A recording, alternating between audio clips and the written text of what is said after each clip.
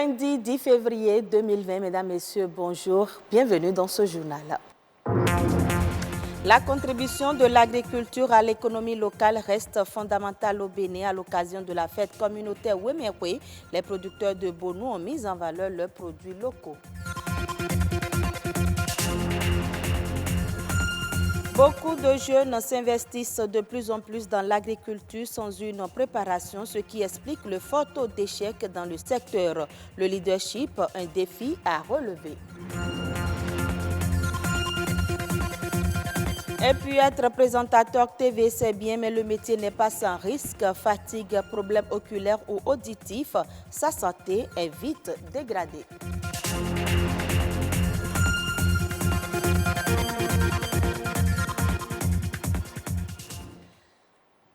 C'est la deuxième vallée la plus riche au monde après le Nil en Égypte, la vallée de l'Ouémé. Dans cette vallée située au sud-est du Bénin, une commune, en l'occurrence Bonou, a abrité l'édition 2020 de la fête communautaire Wemekwe. À l'occasion de cette fête, les producteurs locaux de Bonou ont mis en valeur les produits qu'ils ont fabriqués. Économie locale à Bonou, l'apport du secteur agricole, c'est un reportage signé Patrick Adjagoudjou.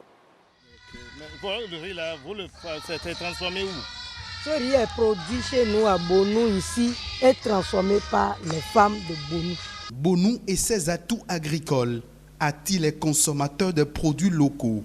Ici, le riz étuvé, jaune doré, produit et transformé dans la vallée de l'Ouémé, séduit Océnie, qui achète le sac de 5 kg à 2700 francs CFA. C'est 2700 francs seulement, je paie mon riz et je m'en vais. Et voilà. Merci beaucoup. Et on va me mettre ça dans mon véhicule rapidement, je vais partir. Merci bien. Comme Océnie, d'autres fidèles consommateurs des produits locaux ont fait le même geste.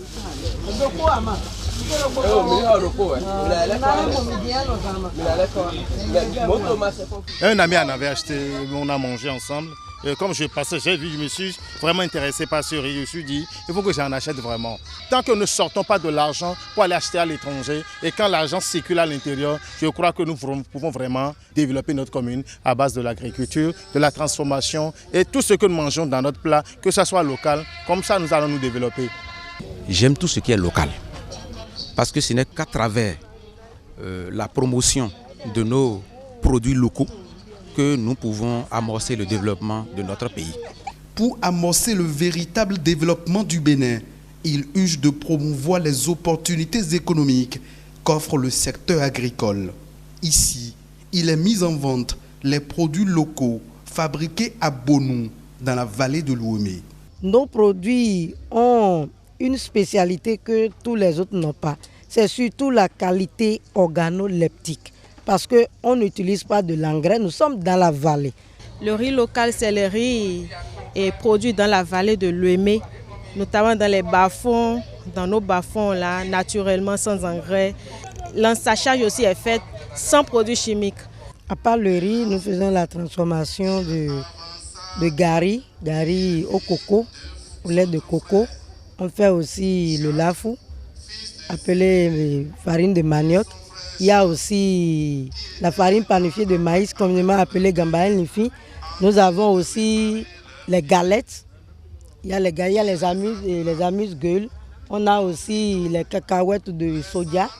Située dans un environnement pittoresque, la vallée de l'Ouémé a l'avantage d'offrir à ses hommes et femmes, amis de la terre, l'envie de créer de la richesse et de booster l'économie locale.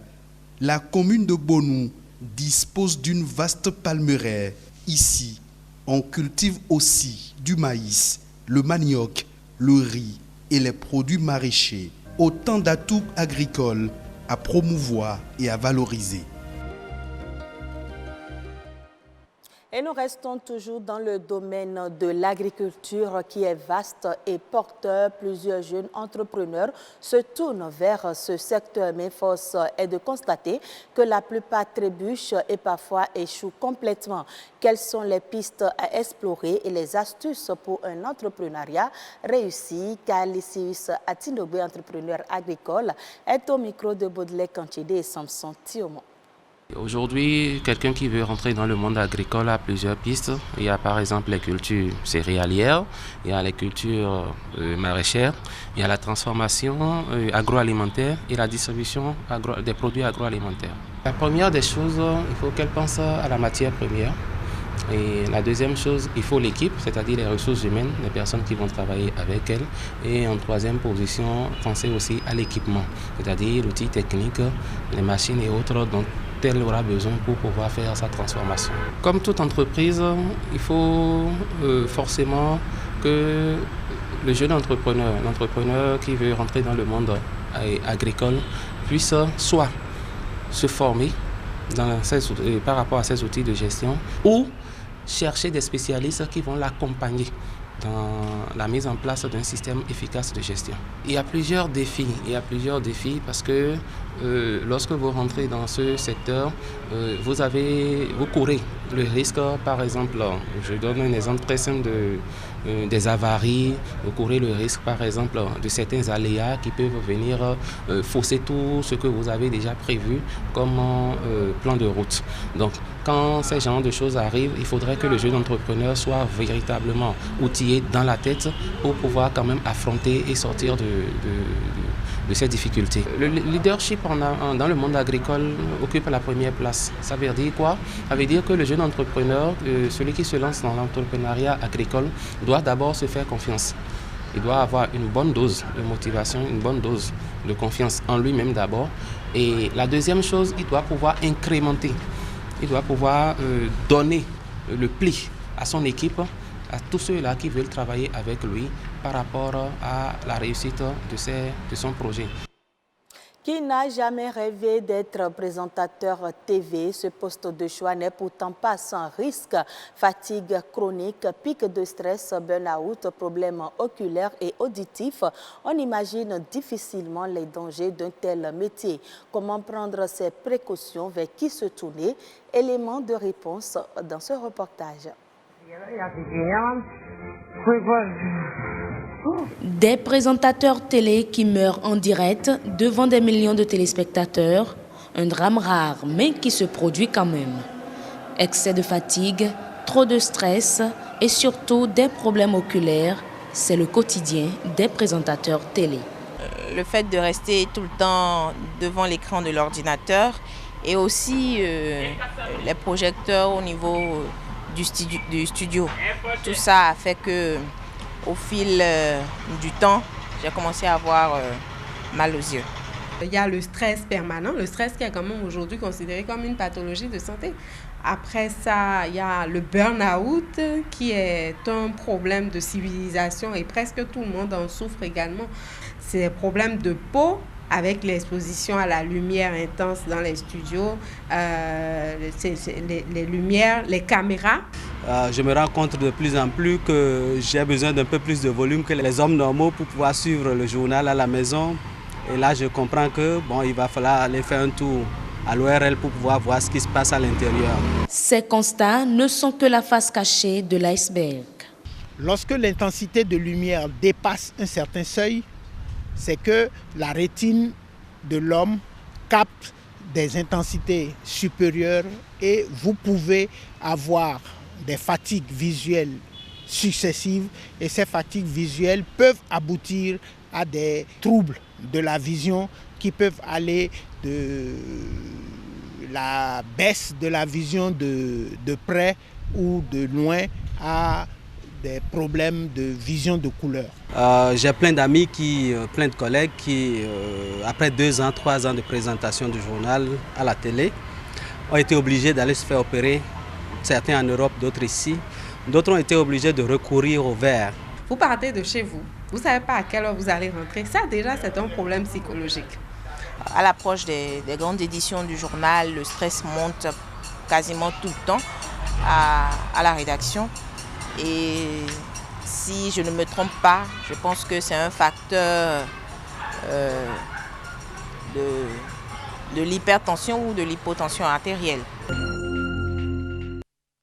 Madame, monsieur, bonjour, bienvenue au 12h45, l'édition de la mi-journée. Qu'il exerce dans une chaîne de télé en herbe ou de renommée internationale, le cadre et les conditions de travail du présentateur sont dangereux pour sa santé. Les plateaux de télévision sont des lieux de travail spéciaux. En réalité, il faut une certaine quantité de lumière, il faut une certaine quantité de fraîcheur. Mais je reconnais qu'aujourd'hui, les problèmes de luminosité poseraient moins de problèmes aujourd'hui qu'hier. On transpirait sur les plateaux. Mais aujourd'hui, on travaille beaucoup plus sur les plateaux avec des lampes halogènes qui donnent une lumière plus douce, mais la lumière est toujours la lumière. C'est plus nos sens qui en pâtissent. Mais face au mal, il se retrouve souvent sans soutien. Vous devez pouvoir vous-même commencer par identifier les risques auxquels vous êtes exposés et par rapport à ces risques, vous devez maintenant commencer par prendre des précautions. Mais on pourrait faire en sorte qu'il y ait un système de régime d'assurance maladie vraiment plus élargi, plus élaboré. Pourquoi pas tailler à la mesure du professionnel des médias quand même, pour un peu plus de valeur à notre profession. Une assurance maladie certes, mais je pense que c'est nous professionnels des médias qui devons déjà prendre conscience des risques que nous encourons étant dans ce métier. Et c'est après cela maintenant que nous pourrons voir dans quelle mesure pallier ces difficultés. Il doit se surveiller. Et les moindres malaises qu'il présente, il doit les reporter à un médecin. Le Code du travail exige à tout employeur d'assurer la santé et la sécurité au travail. Maintenant, est-ce que la structure à laquelle il appartient a un contrat avec un médecin du travail? S'il n'y en a pas, c'est déjà un problème. Le premier rendez-vous que nous vous invitons à suivre, c'est... Être présentateur télé, le rêve de plusieurs journalistes en herbe. Bien qu'il intervienne à la fin de la chaîne de production, le présentateur télé joue un rôle de premier plan.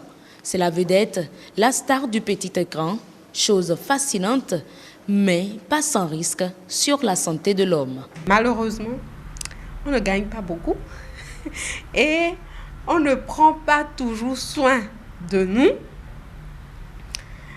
Moi, je dis, quelquefois, c'est un métier ingrat.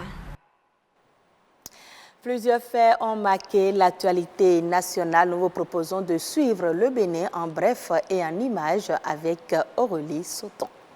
Le Bénin obtient 38,500 milliards de francs CFA auprès des investisseurs du marché financier de l'Union économique et monétaire ouest-africaine UEMOA. C'est au thème de son émission d'obligations assimilables du Trésor à 60 mois. Il s'agit d'une belle perspective pour la Direction générale du Trésor et de la comptabilité publique.